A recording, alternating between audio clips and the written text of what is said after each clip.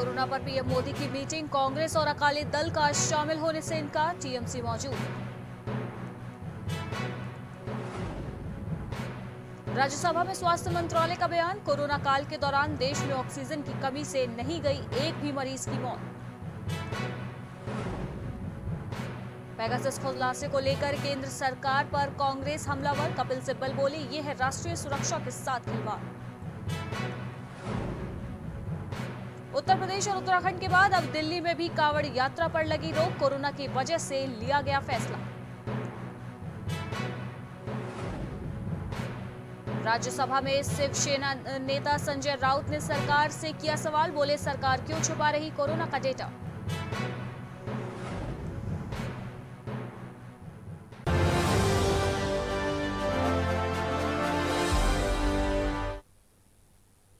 नमस्कार, पहाड़ समाचार में आपका स्वागत है। मैं हूं आपके साथ अनुष्का सिंह और अब रुक करते हैं खबरों का।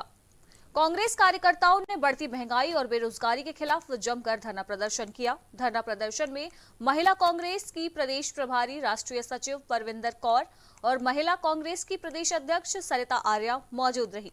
जिला अध्यक्ष रेखा सोनकर ने कहा कि देश प्रदेश के अंदर महंगाई ने आम जनमानस की कमर तोड़कर रख दी है। केंद्र और प्रदेश की भाजपा सरकार महंगाई रोकने में नाकाम साबित हुई है। महंगाई के साथ साथ पूरे देश के अंदर बेरोजगारी भी अपने चरम पर है। युवाओं को रोजगार नहीं मिल रहा है। व्यापारी और किसान पूरी तरह से परेशान हो चुके हैं।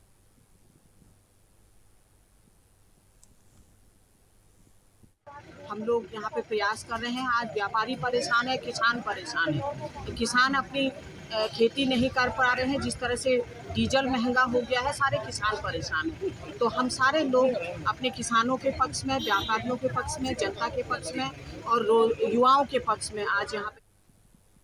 मौसम विभाग की चेतावनी के बाद अल्मोड़ा में जिला प्रशासन ने अलर्ट जारी किया है। प्रदेश के कई जनपदों में बारिश होने का अलर्ट मौसम विभाग के द्वारा जारी किया गया है।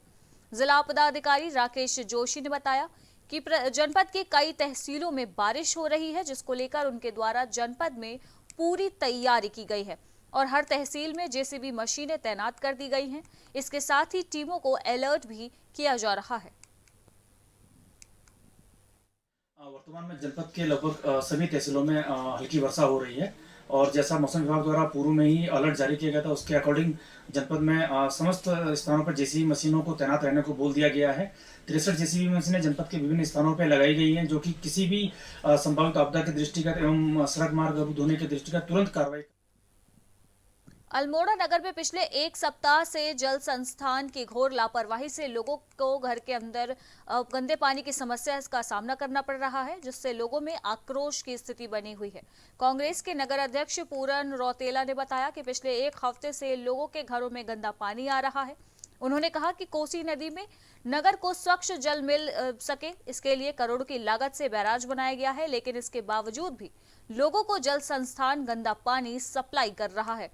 उन्होंने जल संस्थान को चेतावनी देते हुए कहा कि अगर जल्द ही साफ पानी की सप्लाई नहीं की गई तो जनता के साथ वह सड़क पर प्रदर्शन करेंगे। अल्मोड़ा जल संस्थान के द्वारा यहाँ की जनता को गंदा पानी पिलाया जा रहा है, जिसको लेकर के हम पूर्व में जल संस्थान के एक्शन को ज्ञापन दे चुके हैं। और जबकि इस समय बरसात में बहुत पानी नहीं हुआ, जबकि नदियों में गंदा पानी नहीं है और हमको लगातार गंदा पानी प्राप्त। उत्तराखंड के दूरस्थ क्षेत्र चंपावत में लगातार मूसलाधार बारिश से जनजीवन अस्त व्यस्त हो चुका है। ग्रामीण इलाकों में कई सड़कें टूट गई हैं। लोगों का शहरों से संपर्क कट गया है। ऊंचाई वाले इलाकों में लगातार बारिश से ठंडी बढ़ी हुई है और लोगों को पशुओं के लिए चारा लाने में बहुत दिक्कतों का सामना करना पड़ रहा है। पैदल रास्तों में कीचड़ और पानी भरने से एक जगह से दूसरी जगह जाना इस वक्त लोगों के लिए मुश्किल सा हो गया है। मौसम विभाग के निर्देशानुसार येलो अलर्ट फिलहाल घोषित करने के बाद लोगों को बादल फटने का भी इस वक्त भय सता रहा है।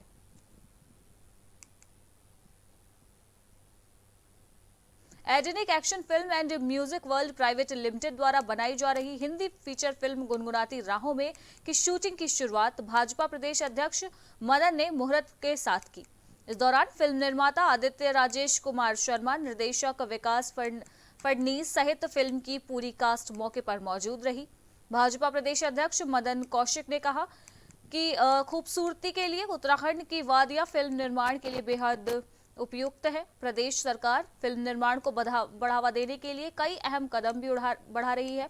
फिल्म गुनगुनाती राहों में उत्तराखंड के चारों धामों को फिल्माया जा रहा है, जिससे देश दुनिया को बड़े पर्दे पर चार धाम के दर्शन करने का अवसर मिलेगा। साथ ही इससे उत्तराखंड में धार्मिक पर्यटन को भी बढ़ावा मिलेगा।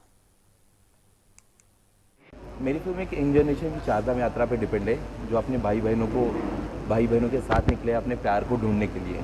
तो मैं इस प्यार में पूरा उत्तराखंड की सौंदर्यता वगैरह सब दिखाना चाहता हूँ। एक चारधाम की यात्रा एक यंग जनरेशन कर रही है, एक सिंपल मैसेज। लक्सर तहसील परिसर में अपर जिला जज नीलम पात्रा ने पौधारोपण किया। पौधारोपण के दौरान 5 विभागों के अधिकारी मौके पर मौजूद रहे। अपर जिला जज नीलम पात्रा ने लोगों से अपील की कि हर किसी व्यक्ति को अपने जीवन में कम से कम एक पेड़ अवश्य लगाना चाहिए। उन्होंने बताया कि वृक्षों से हमें जो ऑक्सीजन मिलती है उसकी कीमत बहुमूल्य है। हाल ही में देश में कोरोना काल में ऑक्सीजन की कमी झेली थी। अगर प्रचुर मात्रा में पौधे लगाए गए होते तो प्रकृति का संतुलन बना रहता, तो शायद ऑक्सीजन की हमें कभी कमी ही न होती। अपने पर्यावरण को जीवंत रखने के लिए और हम संदेश देना चाहेंगे कि सभी लोग, प्रत्येक अगर व्यक्ति एक भी पेड़ साल में एक बार भी लगाए तो हमें ऑक्सीजन की कभी दिक्कत नहीं होगी। और ऑक्सीजन की कीमत को इस देश ने इस बीमारी कोरोना काल में सबसे ज़्यादा जाना है। तो अब हमें पता है कि ऑक्सीजन जो भगवान ने हमें दी है वो मुफ्त मिल रही है, और जब खरीदनी पड़ी तो कितनी भारी पड़ी। इसलिए कृपा कर हर कोई व्यक्ति अपने जीवन काल में हर साल एक बार प्रत्येक बार एक पेड़ जरूर लगाए, ताकि ऑक्सीजन की हमें ऐसी किल्लत कभी। नैनीताल में सफाई कर्मचारियों ने अपनी मांगों को लेकर हड़ताल की। इस दौरान कर्मचारियों ने सरकार के खिलाफ जमकर नारेबाजी की। बता दें कि प्रदेश स्तरीय आंदोलन के चौथे चरण में प्रदेश नेतृत्व के आह्वान पर नगर शाखा नैनीताल अध्यक्ष धर्मेश प्रसाद के नेतृत्व में सफाई कर्मचारियों ने सरकार के खिलाफ प्रदर्शन किया। कर्मचारी अपनी 11 सूत्रीय मांगों को लेकर प्रदर्शन कर रहे हैं। उनका कहना है कि अगर सरकार उनकी बातों को नहीं मानती तो उनका प्रदर्शन और भी उग्र होगा।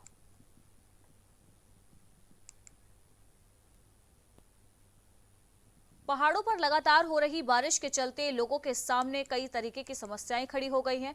आगरा खाल कुशरेला मोटर मार्ग पर मलबा गिरने से मार्ग बंद हो गया है। मार्ग बंद होने की सूचना मिलते ही मौके पर प्रशासन के अधिकारी पहुंच गए और जेसीबी से रास्ते का मलबा हटाने का काम शुरू किया गया। लेकिन अफसरों का कहना है कि मलबा ज्यादा होने के चलते 24 घंटे तक मार्ग पर आवागमन शुरू नहीं हो पाएगा।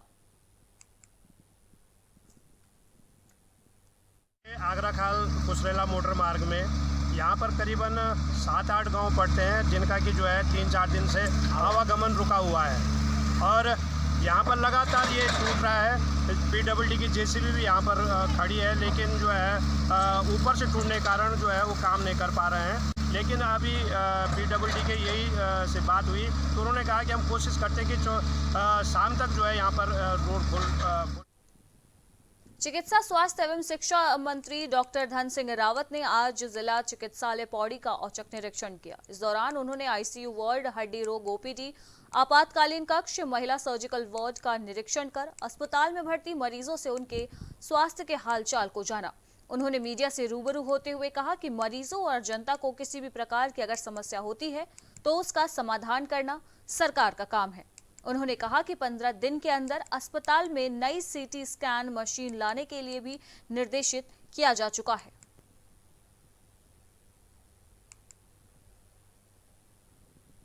मुख्यमंत्री पुष्कर सिंह धामी ने प्रदेश के विभिन्न स्थानों पर हो रही अतिवृष्टि को देखते हुए सभी जिलाधिकारियों को सतर्क रहने के निर्देश दिए हैं। इसके साथ ही संबंधित विभागों के अधिकारी कर्मचारियों को अपने मोबाइल फोन 24 घंटे खुले रखने को भी कहा है, ताकि आपदा की स्थिति में त्वरित कार्यवाही की जा सके।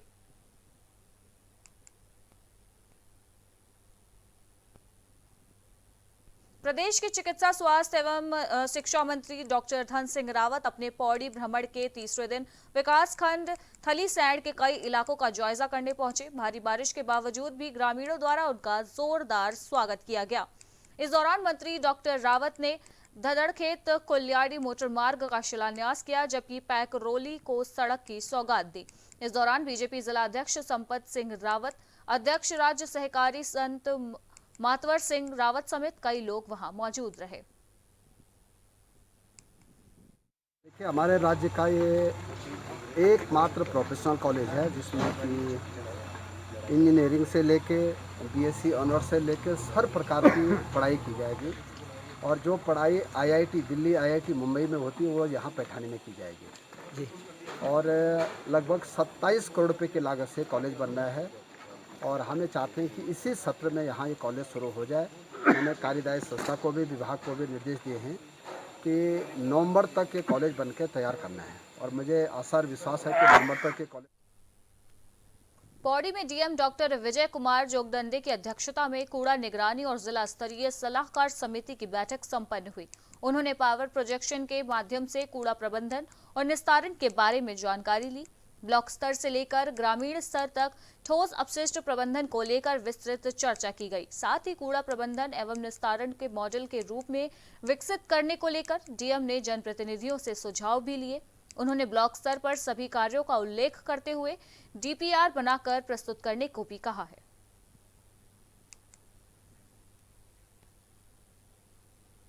उत्तराखंड में बीते 24 घंटों में 34 संक्रमित पाए गए हैं, वहीं एक मरीज की मौत हो गई है।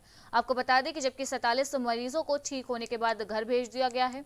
वहीं फिलहाल कोरोना के सक्रिय मामलों की संख्या घटकर 604 पहुंच गई है। कोरोना की दूसरी लहर का खतरा भले ही थम गया है, लेकिन तीसरी लहर की संभावना को देखते हुए प्रदेश में सैंपल जांच की रफ्तार कम हो गई है। 7 दिन में लक्ष्य से 40% कम कोविड की जांच की गई है। सरकार ने संक्रमण की रोकथाम के लिए प्रतिदिन 40,000 सैंपल जांच करने का लक्ष्य दिया था।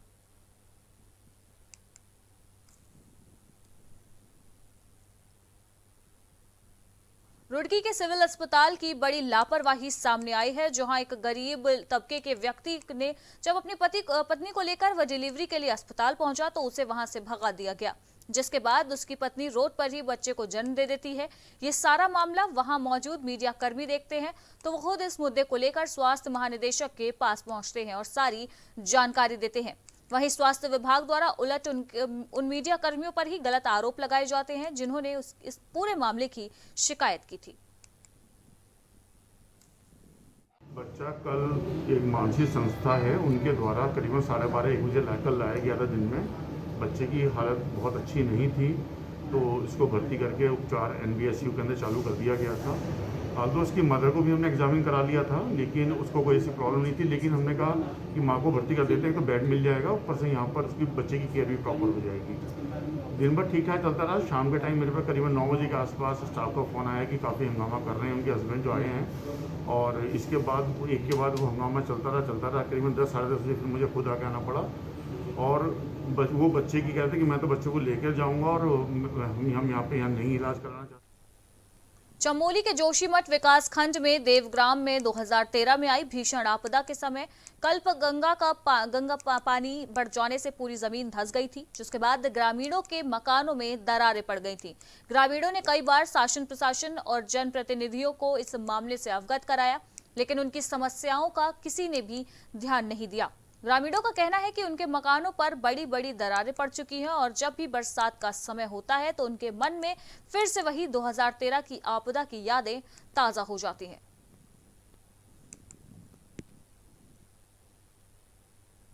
उत्तराखंड में लगातार हो रही भारी बारिश के बाद मसूरी शहर में कई जगह भूस्खलन होने का सिलसिला लगातार बना हुआ है। वहीं मसूरी देहरादून मार्ग पर कई स्थानों पर भूस्खलन होने से कई बार मार्ग आवागमन भी बाधित हो जाते हैं, जिससे जेसीबी मशीनों के द्वारा हटाया जाता है। गलोनी पावर हाउस के निकट पहाड़ी से लगातार मलबा और बोल्डर आने से दुर्घटना का खतरा बना हुआ है। बता दें कि उक्त मार्ग के चौड़ीकरण के नाम पर बड़े बड़े पहाड़ों को काटा गया है, जिससे लगातार मलबा गिरना जारी है। साल से जल निर्माण विभाग का कार्य चल रहा था तो उन्होंने ट्रीटमेंट की, कई बार यहाँ पर ट्रीटमेंट के लिए बोला पर अनदेखी करी इन्होंने, और उसमें मैंने वहाँ धरना प्रदर्शन भी करा और उसमें धरना प्रदर्शन के बाद मैंने SDM के माध्यम से मुख्यमंत्री को भी ज्ञापन सौंपा, लोग सांसद को भी ज्ञापन सौंपा और उनकी अनदेखी रही। इस बार भी अनदेखी रही और विधायक की हर बार घोषणाएं रही, खाली सुर्खियों में छाने के लिए रहे विधायक जी, और उन्होंने ये घोषणा कर दी 1 महीने में इसका ट्रीटमेंट हो जाएगा, पर उन्होंने भी अनदेखी करी है। बरसात शुरू हो गई है और काफ़ी जगह यहाँ भूस्खलन हो रहा है और पर्यटक इतने उसमें आ रहे हैं, भारी संख्या में आ रहे हैं पर्यटक, कल के डेट में कोई दुर्घटना भी घट सकती है। तो इसकी जिम्मेदारी कौन लेगा? इसकी जिम्मेदारी सरकार लेगी या लोक निर्माण विभाग लेगा या क्षेत्र जनप्रतिनिधि लेगा? अब चुनाव भी नज़दीक है, खाली वो घोषणाओं में सीमित रह गए हैं। और अगर इसमें जल्द से जल्द ट्रीटमेंट नहीं होता इसका, तो मैं उसमें धरना प्रदर्शन। संसद के मॉनसून सत्र का सोमवार को आगाज हंगामेदार रहा। जासूसी कांड से जुड़े मसले पर विपक्ष ने केंद्र सरकार पर जमकर निशाना साधा। विपक्ष की ओर से सदन में जोरदार हंगामा किया गया।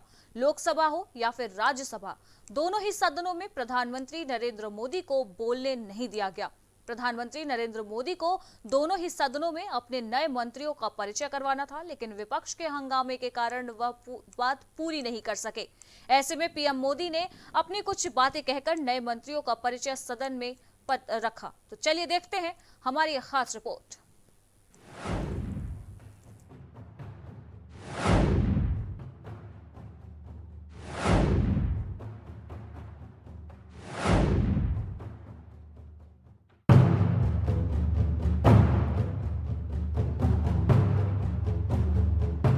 संसद के मानसून सत्र का पहला दिन हंगामे की भेंट चढ़ गया। मानसून सत्र के दूसरे दिन भी पेगासस जासूसी के मुद्दे पर जमकर हंगामा होने के आसार नजर आने लगे हैं। एक और जहां सरकार मानसून सत्र के दौरान कई विधायकों को पारित कराना चाहती है, तो वहीं दूसरी ओर विपक्ष भी कोरोना से निपटने में कुप्रबंधन, पेट्रोल डीजल की कीमतों में बढ़ोतरी और किसान आंदोलन के मुद्दे पर सरकार को घेरने की पूरी तैयारी में है। विपक्ष के विरोध के बाद सरकार की तरफ से भी इसका जवाब दिया गया है। खुद प्रधानमंत्री मोदी ने संसद में विपक्ष पर जमकर हमला बोला। पीएम मोदी ने कहा कि मैं सोच रहा था कि सदन में आज उत्साह का माहौल होगा, क्योंकि बड़ी संख्या में हमारी महिला सांसद मंत्री बनी है, बड़ी संख्या में हमारे दलित भाई मंत्री बने हैं, हमारे आदिवासी साथी मंत्री बने हैं। इस बात की सबको खुशी होनी चाहिए थी। उन्होंने कहा कि बड़ी संख्या में किसान, महिला, दलित, ओबीसी समाज के लोग मंत्री बने हैं। खुशी होती है अगर उनका स्वागत किया जाता, लेकिन कुछ लोगों को ये रास नहीं आ रहा है। माननीय अध्यक्ष जी,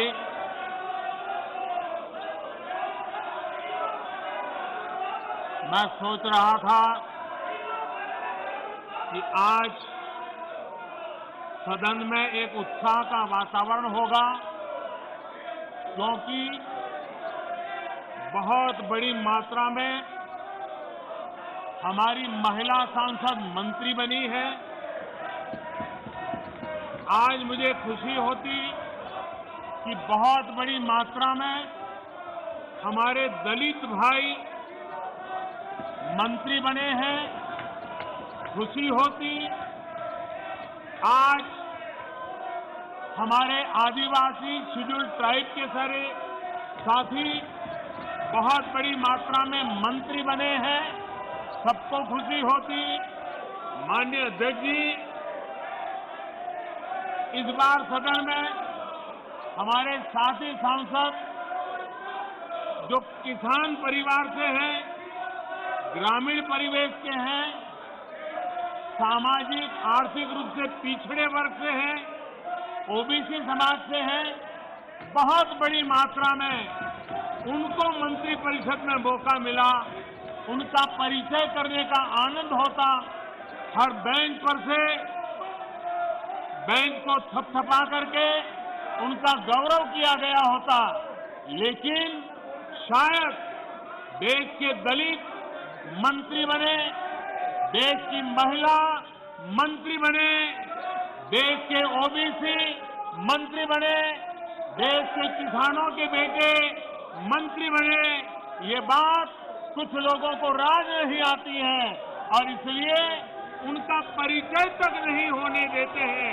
और इसलिए माननीय अध्यक्ष जी, मंत्रिमंडल में नवनियुक्त सदस्यों को लोकसभा में इंट्रोड्यूस समझा जाए।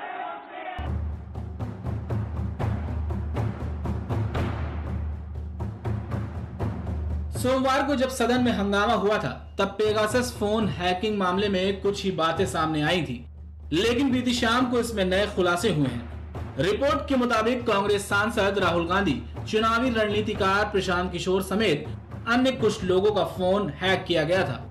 इसके अलावा केंद्रीय मंत्री अश्विनी वैष्णव, प्रहलाद पटेल का भी इस लिस्ट में नाम था। इससे पहले करीब 40 पत्रकारों का नाम सामने आया था। विपक्ष के आरोपों पर सरकार ने भी आक्रामक रुख अपनाया है। केंद्रीय गृह मंत्री अमित शाह ने बीते दिन एक बयान जारी कर विपक्ष पर सरकार पर झूठे आरोप लगाने की बात कही है। अमित शाह ने कहा कि विपक्ष ऐसी बातें सामने रखकर विकास की रफ्तार को रोकना चाहता है, लेकिन विपक्ष की यह साजिश कारगर साबित नहीं होगी। कांग्रेस पार्टी की ओर से मोदी सरकार को घेरने की पूरी तैयारी कर ली गई है, इसलिए आज शाम को स्वास्थ्य सचिव की ओर दी जाने वाली प्रेजेंटेशन को लेकर कांग्रेस नेता मल्लिकार्जुन खड़गे ने कहा, पहले डिस्कशन उसके बाद प्रेजेंटेशन। अगर वे डिस्कशन नहीं चाहते और सभी सांसदों को प्रेजेंटेशन देना है तो सेंट्रल हॉल में दें। अगर कोविड की वजह से आप एक ही जगह नहीं बैठा सकते तो 2 दिन कर सकते हैं या सुबह शाम 1 दिन भी कर सकते हैं। सबके साथ चर्चा करके 2022 के चुनाव किस ढंग से लड़ना और उसके लिए क्या क्या तैयारियां करना और सब एक होकर किस ढंग से उस चुनाव का मुकाबला कर सकते हैं, इसकी चर्चा कर रहे हैं और सब ठीक हो जाएगा।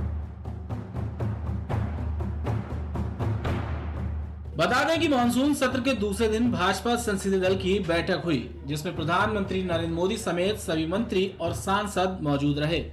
संसदीय दल की बैठक में पीएम मोदी ने कहा कि विपक्ष निराश है, इसलिए चर्चा से भाग रहे हैं। उन्होंने कहा कि कांग्रेस आरोपों की राजनीति करती है, कांग्रेस कई राज्यों में खत्म होती जा रही है, इसलिए चर्चा करने के बजाय हंगामा कर रही है। पिछले कुछ महीने में जो कुछ हुआ है उससे कहीं न कहीं सरकार बैकफुट पर दिखी है, फिर चाहे वो बढ़ती महंगाई हो, पेट्रोल डीजल की कीमतें हो या फिर देश में वैक्सीनेशन की धीमी रफ्तार। तमाम मुद्दों पर सरकार ज्यादा कुछ नहीं कर पाई है, इसलिए विपक्ष के पास मानसून सत्र में यही तमाम मुद्दे हैं जिन्हें लेकर वो मोदी सरकार को घेरने की तैयारी कर रहा है। कोरोना की दूसरी लहर के दौरान जो अव्यवस्थाएं फैली थी उन्हें लेकर भी विपक्ष सरकार से सवाल पूछ सकता है। वहीं अगर सरकार की बात करें तो वो इस सत्र में तमाम अहम बिल पास कराने की मूड में है। इनमें से कुछ बिलों को लेकर अभी से विरोध शुरू हो चुका है, जिनमें किसानों के पराली जलाने पर सजा के प्रावधान वाले बिल और आयुध कारखानों में हड़ताल पर रोक व ऐसा करने पर सजा के प्रावधान वाला बिल शामिल है। इसके अलावा अगर नई जनसंख्या नीति का मुद्दा छिड़ता है तो दोनों सदन हंगामेदार रह सकते हैं। सत्र के पहले दिन ये बता दिया कि विपक्ष पूरी तरह सरकार को बैकफुट पर ढकेलने के मूड में दिखाई दे रही है। Output desk prime TV. और इसी के साथ उत्तराखंड की खबरों में फिलहाल इतना ही। देश दुनिया की बाकी की तमाम खबरों के लिए आप बने रहिए प्राइम टीवी के साथ। नमस्कार।